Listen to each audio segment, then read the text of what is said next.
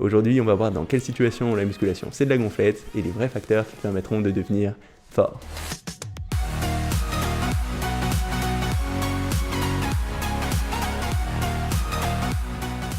Salut, c'est Nico et dans la vidéo d'aujourd'hui, je voulais te parler de l'idée que la musculation c'est que de la gonflette. Cette idée que c'est pas parce que tu vas être plus musclé que tu seras forcément plus fort. Et c'est vrai que parfois on observe des pratiquants qui sont assez impressionnants mais qui vont être relativement faibles sur certains gestes. Par exemple, des personnes qui vont avoir des gros pecs, des grosses épaules et des gros bras mais qui ne seront pas capables d'ouvrir une bouteille d'eau. Et à l'inverse, on observe des personnes qui sont parfois moins impressionnantes physiquement mais qui vont être très fortes. Notamment, je pense à un pratiquant turc des JO de Séoul de 1988 qui faisait 1m47, 62 kg et qui avait établi un record à l'épaulé jeté de 190 kg. Donc quelque chose de très impressionnant compte tenu de la carrure de la personne. Donc il semble que la masse musculaire, c'est pas le seul facteur quand il s'agit d'avoir de la force. Et aujourd'hui, c'est ce que je veux voir dans cette vidéo, qu'on voit ensemble exactement quels vont être les 4 facteurs principaux qui vont permettre d'être fort. Ensuite, de voir dans quelle situation prendre du muscle, ça peut s'apparenter à de la gonflette. Qu'est-ce qui va faire que parfois on peut être plus musclé et pas forcément être plus fort sur certains gestes spécifiques. Et dans un dernier temps, on va voir concrètement comment réussir à développer de la masse et de la force en même temps. Donc pour commencer, je voulais voir avec toi quels étaient les 4 principaux facteurs qui te permettront d'être plus fort. Et le premier facteur, ça va être justement cette masse musculaire. Parce que quand tu vas développer de la masse musculaire, ce qui va se passer, c'est que tes fibres vont être plus grosses et donc une même fibre va être capable de développer plus de force. Donc ce ne sera pas le seul facteur, mais ça va forcément jouer.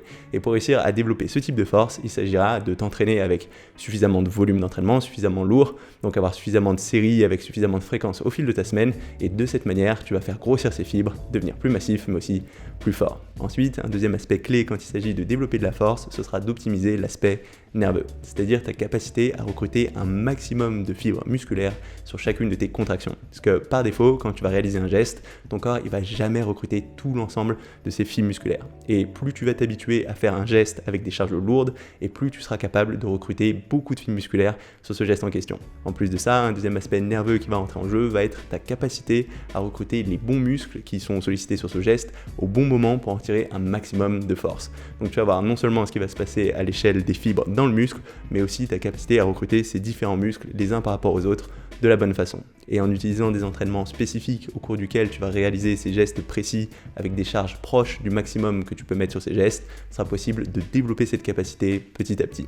Donc il y a aussi cet aspect nerveux, technique qui va aussi rentrer en jeu. Et pour une même masse musculaire, il sera possible de développer plus de force si tu maximises cet aspect-là. On arrive ensuite au troisième facteur clé qui va rentrer en jeu dans cette capacité à développer de la force, et ça va être les leviers morphologiques des différents pratiquants. Parce que en fait, l'effort à fournir sur un exercice donné pour une charge donnée, elle va varier d'un pratiquant à l'autre en fonction de sa morphologie. Par exemple, au squat, une personne qui aura des fémurs longs devra développer plus de force pour bouger un même poids qu'une personne qui aura des fémurs plus courts. Ou encore, au développé couché, une personne qui aura des bras plus longs devra aussi développer plus de force pour déplacer un même poids par rapport à quelqu'un qui aura des bras plus courts. En fait, c'est un petit peu comme si tu avais 2 personnes sur une balançoire. Si tu as une personne plus lourde face à une personne plus légère, en général, si tu as la même distance entre le centre de la balançoire, la personne plus lourde va être celle qui va lever l'autre personne. Mais si la distance entre les 2 personnes, elle n'est pas égale, et ça peut changer complètement la situation. Et il y a des cas où la personne plus légère pourra soulever la personne plus lourde. Et en musculation, ça va être la même chose. En fonction des différentes morphologies, il va y avoir certains pratiquants sur certains exercices qui auront besoin de fournir plus ou moins de force pour déplacer un même poids. Donc pour une même charge sur un même exercice, l'effort à fournir, il pourra largement varier d'une personne à l'autre. Bon, après, pour des personnes qui ont à peu près la même corpulence, les écarts, ils sont en général pas énormes. Par contre, il existe un 4e facteur qui va être lui aussi génétique et qui pour le coup va pouvoir faire une grosse différence même entre des pratiquants qui ont à peu près la même masse musculaire. Et ce facteur, ça va être les insertions des différents muscles. Et là encore, le principe en jeu est assez similaire parce qu'il va encore s'agir d'une question de bras de levier.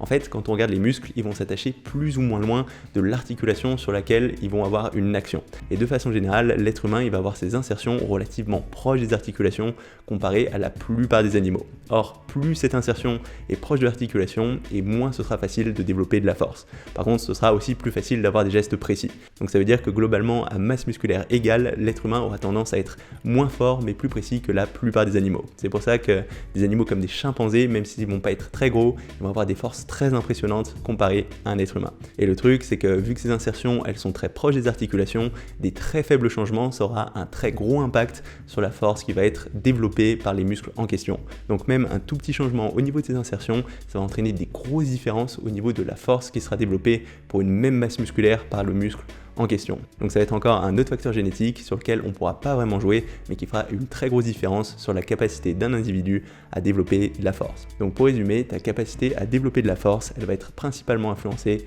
par ces 4 grands facteurs. Avec 1, ta masse musculaire, 2, l'optimisation de l'aspect nerveux, 3, ta morphologie et 4, tes insertions. Donc sur ces 4 facteurs, il va y avoir seulement 2 facteurs sur lesquels tu peux vraiment jouer, à savoir ta masse musculaire et l'optimisation du côté nerveux. Et plusieurs études mettent vraiment en avant l'importance de cette masse musculaire.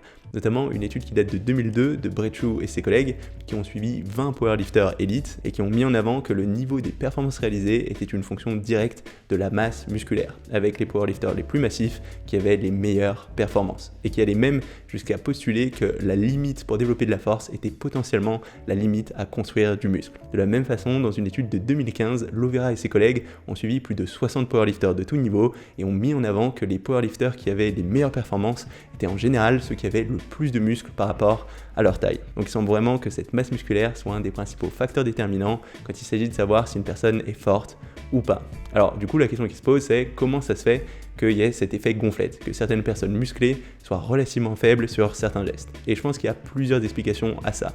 La première chose, c'est qu'un pratiquant peut être musclé sur certains muscles, mais pas forcément sur d'autres. C'est-à-dire qu'une personne qui fera beaucoup de développé couché, beaucoup de squats ou beaucoup de soulevés de terre, elle va pas forcément travailler tout l'ensemble de petits muscles qui vont lui permettre de stabiliser son corps dans l'espace. Et que sur certains gestes très particuliers, notamment par exemple au niveau de la poigne, ou par exemple des gestes en lien avec le combat, elles sont pas forcément très fortes, très à l'aise. Et c'est pour ça que parfois sur certains gestes, elle peut être quand même relativement faible. Après, même si cette personne a développé les bons muscles pour le geste en question, si elle a jamais travaillé ce geste avec des charges suffisamment lourdes pour optimiser l'aspect nerveux, c'est possible qu'elle soit pas très forte sur ce geste en particulier. Et qu'une personne qui a à peu près la même corpulence, mais qui a eu ce type d'entraînement lourd pour favoriser cette adaptation nerveuse, soit plus forte que cette personne en question.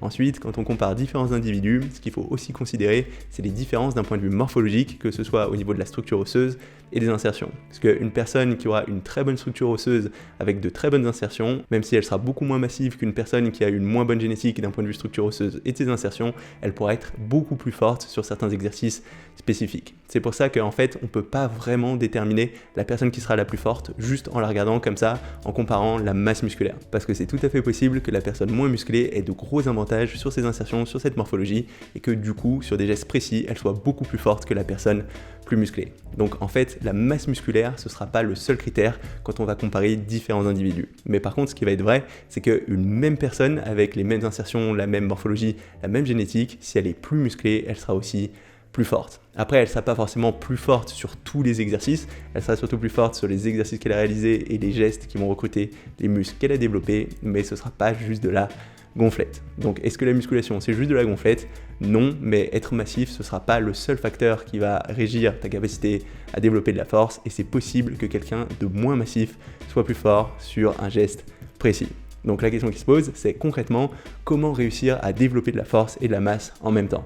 Et bien comme on l'a vu, il va y avoir deux principales choses sur lesquelles on va pouvoir jouer, sur les entraînements qui vont nous permettre de prendre de la masse et les entraînements qui vont nous permettre d'être plus forts en mettant plus lourd, plus fréquemment sur des gestes précis. Et pour avoir un programme qui permet de maximiser ces deux aspects, ce sera important d'avoir un programme qui permet à la fois d'avoir suffisamment de séries sur chaque muscle, en général entre 10 et 20 séries par muscle par semaine, d'avoir aussi suffisamment de fréquences d'entraînement, 2 à 3 fois par muscle par semaine en général, surtout si tu veux prendre en force, et d'avoir des séances au cours desquelles tu utilises des charges suffisamment lourdes, suffisamment proches de ton maximum sur ces exercices si tu veux progresser en force là-dessus. Alors c'est pas forcément évident de mettre tout ça en place, du coup je t'ai préparé un petit exemple en PDF de programme que j'ai utilisé pour prendre en masse sur les pecs tout en développant mon développé couché. Donc n'hésite pas à cliquer sous le lien sous cette vidéo ou sur la petite icône qui va s'afficher d'ici quelques secondes. Donc voilà, ça va être tout pour cette vidéo. Si jamais elle t'a plu, n'hésite pas à mettre un petit pouce bleu ou un petit commentaire. En particulier si tu as des ressources ou des expériences en lien avec ce thème, je pense que ça peut intéresser tout le monde. Aussi, si tu n'es pas encore abonné à ma chaîne YouTube, n'hésite pas à le faire maintenant pour savoir quand je sors de nouvelles vidéos. Je ressors toutes les semaines. C'est tout pour aujourd'hui et on se retrouve très rapidement. Salut!